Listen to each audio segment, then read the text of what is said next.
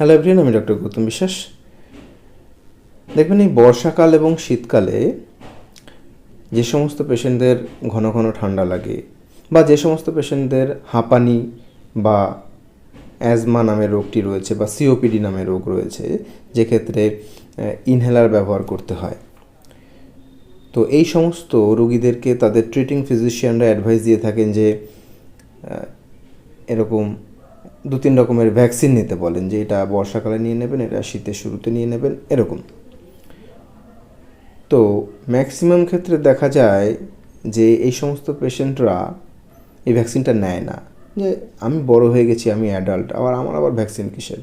দেখুন, adult vaccination বলে একটা জিনিস হয়, সেই জিনিসটাই কিন্তু এটা, এবং আপনার ডাক্তারবাবু ওই জিনিসটা প্রেসক্রাইব করেছে, মানে ওটা আপনার দরকার এবং ওটা নিলে আপনি অনেক ভালো থাকবেন।